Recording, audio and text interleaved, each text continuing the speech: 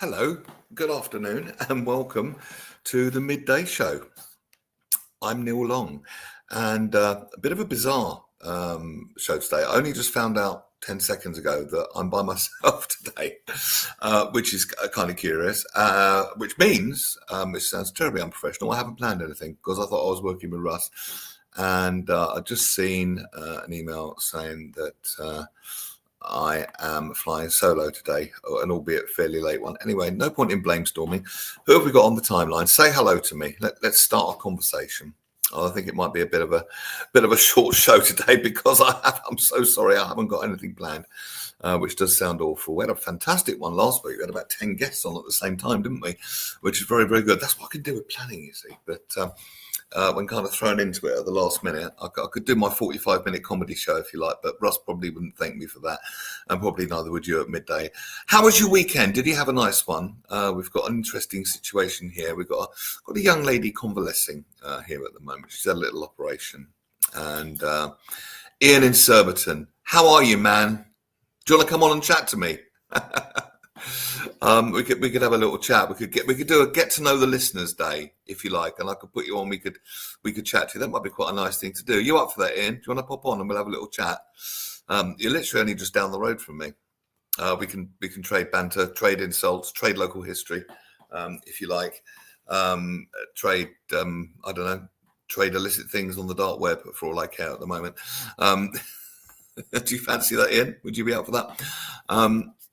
So it's a bit of a weird week for me. I might have some comedy gigs this week, but no DJ work this weekend. On Saturday, I did a pantomime gig. How early is that, right? Pantomime gig. It was first pantomime of the year, but it's November. I got asked for all this Christmas stuff, and that really split the room. So it's kind of half pantomime, half DJ. I worked with some really fun actors, actually.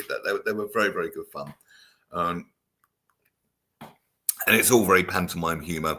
I don't have a B-day. I just do handstands in the shower and that kind of vibe. That sort of thing. Dick Whiston and her cat. Oh, I've lost my pussy. If I heard that once more. But she did find her pussy in the end and became Lord Mayor, I think it was. But by that time I was a bit discombobulated because I was asked to play Mariah Carey, thaw her out. And normally we don't thaw Mariah out until December. This time it's November, which is very, very bizarre indeed. I'm just going to remove that banner off the bottom. There we go. That's better. So, what would you like to talk about today? Oh, here we go. I always hide my image due to contractual reasons and restraining orders. Fair enough. Sunny Surbiton, home of the good life. There's a health food shop there as well that I used to go to. I used to go to all these sort of, you probably know the one, Ian. It's the one by the mini roundabout, quite near Waitrose. Yeah, go and get all these weird potions and things.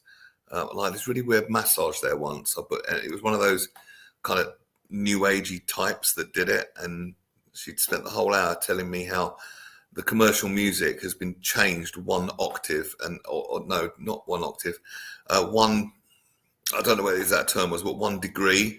So it's slightly different, and it's how it's affecting us all. And it was just kind of weird while she was massaging my butt. But there we go. Well, not just my butt, obviously. Well, not all of me, just various, but most of my body, shall we say. But apparently the music was wrong, which was a little bizarre. Well, anyway, good morning to you, Ian in Surbiton. So yes, pantomime on Saturday.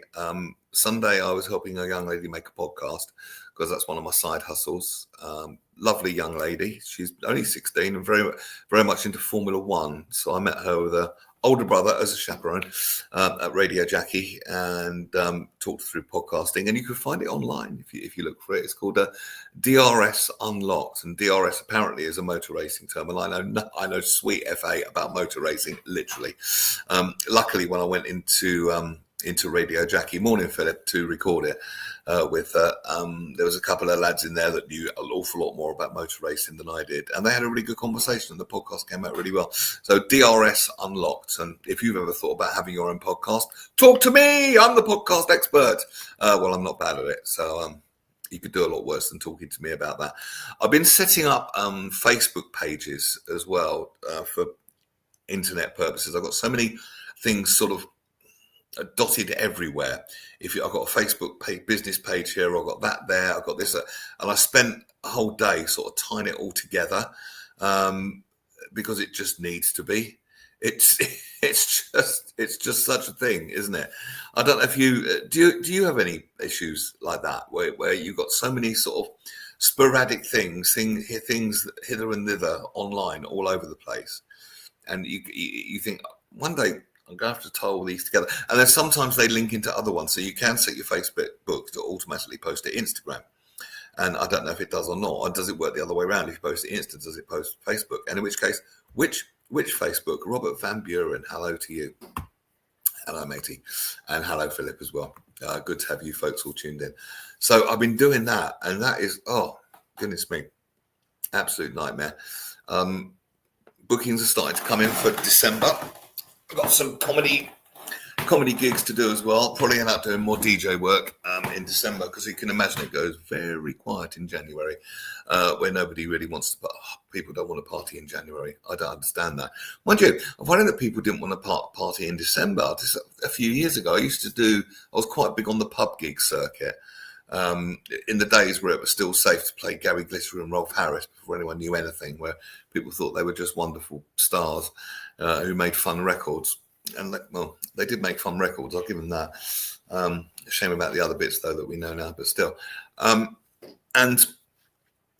Christmas Eve, people would come out and get absolutely ratted.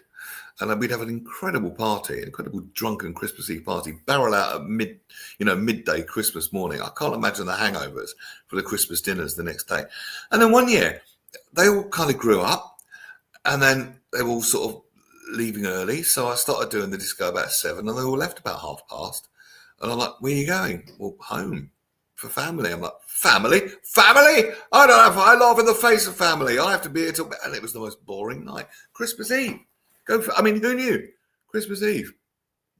The big clubs aren't really active. Well, they are in Ibiza now, but apparently the vibe is much more poolside now. It's more poolside party and playing music sets by the poolside. So things change. But I've got a little bit of work coming for December, which is quite nice, and I've got absolutely sod all in January. Not even a comedy gig, not a sausage. Be tempting to go and take some time off or something, actually. But where do you go in January? Where would you go in January if you're going to take a really good winter holiday? Because RVB, I know you don't work January, do you? You take January off, but you just sort of chill out in the wilds of New Malden. Julie Voice, hi Neil. Julie, how are you? Julie, it's been a while. How are you? Been to the bowls recently? The bowls club with Mum? Have I got that right? I think so. You see, this is the kind of intimate relationship that I have with our listeners.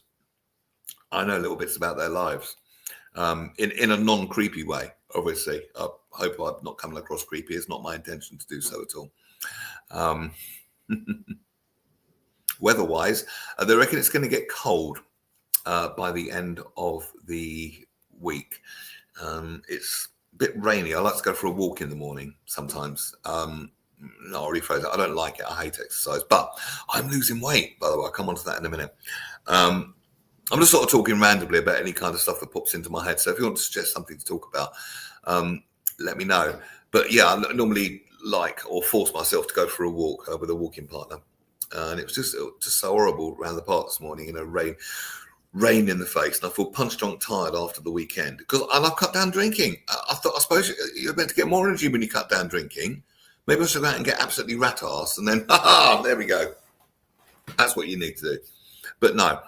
But yeah, I'm on I'll say it in public, I'm on the weight loss injections at the moment. They don't hurt, by the way.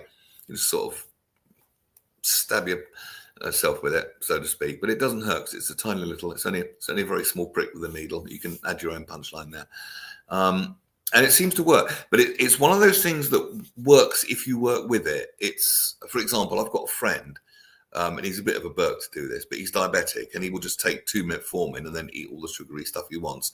And by the same token, you can't inject yourself and then go out and just eat all the rubbish you want to as much as you were. It will help you. It'll work with you if you work with it, sort of thing. So I've been much more healthier recently. Not drinking, but I'm considerably lighter. I'm svelter, which is nice. And give it a few more pounds, I'll be the lightest I've been for a very long time. I just got fed up with looking at my big belly, and I just thought, enough is enough. I've had enough. But I'm terrible when it comes to exercise. But they say exercise is only 10% of the equation. 90% is what you eat. This is according to all the experts. I don't know what your thoughts on that are. I mean, do you guys like to exercise? Do you watch what you eat? Do you have a special healthy diet? Comments, please. Comments. Stick your comments on the timeline. Love to discuss this with you. Is anyone else on the weight loss injections? You're amongst friends here. You can share if you like, or not. If you're not comfortable, that's cool. I think I'll just do a short show today to just pop in and say a quick hello, because I'm really sorry. I genuinely didn't know that I was flying solo today, so I've got nothing planned. So literally, rather than just stand here and waffle at you for an hour about various random things in my life, it's probably best that we do a higher quality, shorter show than a longer one that's really not very good. Oh, and that's the other thing I've been doing. Planning events, planning comedy nights, working these ticketing agencies. If you ever put on an event, come and see me, because there's a big difference I've learned between the ticketing agencies. I won't name them here because it's not really fair to, but one charges 17, I think something like 17.7% I worked out, and another one's only 5%. So it's worth doing a bit of research on that. As I say, I won't name and shame here, but if you want to know, come and see me. Philip Harling's on a low carb diet at the moment. Well, that was kind of Atkins. Did anyone ever do the Atkins diet? I remember my most dramatic weight loss when I wasn't even trying to do it. I'd read a book called Wheat Belly, and it was quite an interesting premise. Basically, what had happened was there was these good things that are a good idea on paper. And it genuinely was a well-intended, benevolent, good idea, but it just kind of didn't unfold as well as I'll explain. They genetically modified wheat, okay, and the idea behind it was to feed the hungry people in the world because the yield would be much bigger. Brilliant idea, and it did. But the GM modification they did on it then started spiking our blood sugar levels, and wheat became a major contribution to the diabetic epidemic that we see nowadays. Who knew? So I tried an experiment. I gave up wheat. I knew that alcohol piled it on, and alcohol, sugar, and wheat. So I gave up all three. I'd also read another book called Sweet Poison, which was basically about the evils of sugar. And I never thought about that. I thought sugar was harmless. Sugar is in everything. It must be harmless. No. A while ago, because for years we blamed fat making you fat, didn't we? And that is really, that's only a very small part of the story. That's very erroneous. It goes back to, I don't know if anyone's heard of the K rations. Ansel Keys, back in the 50s, was charged with making, not charged for a crime, was charged, given the job of making food for the troops. And his idea was to cut all the fat out because he thought fat made you fat, and that kind of stuck. And it just shows me that the whole world can believe something that isn't true. It's quite mind-blowing when you think about it for a minute, isn't it? How many years were we labouring under that illusion that it was just fat that made you fat, when all along the culprit was sugar? And I remember a colleague of mine, she came into work one morning and she's on a weight loss diet and she's drinking this low-fat shake, which was full of sugar. So it could never work. It wasn't the fat that was the problem. We need some fats. We die without some fats. Yeah, some fats aren't that good. Margarine, for example, that's about, apparently that's 2 chemical components away from plastic, would you believe? But so I had a bit of an awareness of this. So I gave up alcohol, wheat and sugar because I was losing £1 a day. Now, you ask most health and weight loss professionals, they will tell you that they don't think I'm lying or they think that's dangerous. But I promise you, I was losing 1 pound a day. No alcohol, no sugar, no wheat. But I was eating crisps and I was eating jacket potatoes and I was eating sausages and bacon and jacket potatoes with sour cream and cheese. And it was all lovely. Just no alcohol, no sugar, no wheat. And on that, I was losing 1 pound a day. Which sounds bizarre, doesn't it, Ian? In Surbiton, for some reason, I'm pressing the wrong button. That's why. I'm diabetic and I walk for weight loss and fitness. I can go as far as 10 miles if weather is okay. Exercise is fantastic. I mean, there's no question about it, and it just feels good because it's just a natural high when you get the endorphins kick in. And that's a high level of fitness. If you can go 10 miles, that's brilliant. Could I do that? Probably, but very slowly. I'd end up there 10 years later. Julie, if I eat too much sugar, I get terrible joint pain and cramps. Yeah, I mean, this book didn't pull any punches. It was called Sweet Poison, interestingly. And he said, don't eat sugar, don't drink sugar, and party foods are for parties. You know, he's not saying a bit of what you fancy doesn't do you good from time to time. I, like Liz Saul, says Kimmy Lashmore, have given up bread and that's helped. Yeah, bread can be a big one, but it's the wheat. It's the wheat. That's why. It's the modified wheat, according to this book. And that's what spikes our blood sugar levels.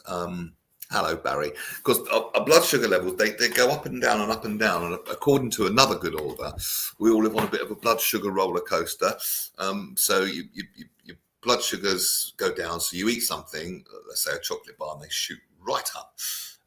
And then they start to come down again. So you crave the fix again. But when they shoot up, insulin is poured into the system. And insulin is a fat storing hormone. That's the thing. So all the time you get an insulin spike to bring down the sugar, it's going to be difficult for you to lose weight because insulin is a fat storing hormone. I didn't know that either. Also, I think, and you might want to check this. I'm sort of 70% sure of this. Cortisol, which is the stress hormone, which we need for short bursts, but that will spike insulin as well, and that's why stress can make you fat, loosely. RVB, sourdough bread is meant to be good for your gut. Yeah, I've got sourdough here at the moment, RVB. My local bakery at the Plough, you might know actually, Robert, they make it only on a Friday. And sourdough is probably the best bread for you, I would say, give it out of all of them. I walk around Richmond Park, says Ian. Tom Holland and Zendaya might be lucky to meet me one day. Well, they do. I mean, last time I met Tom Holland, he was talking about you all the time, Ian. He said, this is weirdo in Richmond Park. No. Of course, I would give them my autograph. Mate, you would autograph body parts. I know Tom Holland's dad. Tom Holland, the actor, Spider-Man. Well, I don't know him that well, but I know of him. We sort of half know each other a bit. His name's Dominic Holland. He's a comedian, and he was doing comedy, oh, goodness me, way back in the 90s. And still doing it now. So yeah, he's a good lad and a local lad. And apparently Tom Holland is a very nice lad. I've never had the pleasure of meeting him, but apparently he's a very, very nice young man, which I can say now because I'm getting old. I really am. So we've covered quite a lot of subjects in 18 minutes, 20 seconds. Any other comments that you want to chat about? Health tips? Because it can make a real difference just knocking out the one thing that's not good for you. As I say, sourdough is probably the best bread, but I love that freshly baked, unhealthy bread that you just want to dive in. Ooh. And you can do that with sourdough, but not quite as much. It's a tougher dough, isn't it? It's a more sort of resistant dough. It's a bit more of a challenge to eat. Not that I'm lazy, but come on, a bit of what you fancy does do you good. Everything in moderation, including moderation itself. Right. That's the big one, isn't it? Everything in moderation, including moderation itself. Oh, Ian, you're on fire today. I know Dominic Holland. He makes me laugh only when he plays golf. Do you play golf with him? He's a nice bloke. He's a nice guy. He's a nice guy. Whatever you may or may not think of his comedy, he's a nice chap. He's a local chap. Yeah, I've known of him for many years. Any other comments? because I'm just going to do a short one today. It's been sort of free flow, but unless there's anything else that anyone wants to talk about, I'm going to actually leave it there today because I hadn't planned anything. Let me just see if I've got a guest on Wednesday. I will see you on Wednesday. Not sure if I've got a guest yet, but I do have a good source of getting them, because there's a lot of people that want to come on and chat on the Midday show. And of course, if there's anything that you want me to do a deep dive into, explore, something that's been perturbing you, something you want to learn about, let me know, because I've got contacts, and it's not that hard for me to find a guest on the subject if there's something you want to know about. And that could be a very educational and fun show. Any topics you want discussed, just let me know. Might have a comedy gig come in on the 2nd of December. I've got a comedy friend down in Kent. Oh God, that's my phone going off, and it's falling off the armour. It's going to go. It's falling. I've got one more. It's going to go. Hold on.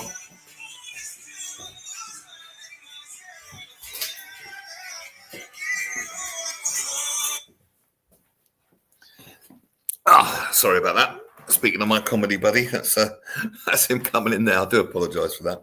I'll put the phone on silent. Studio discipline, Mr. Long.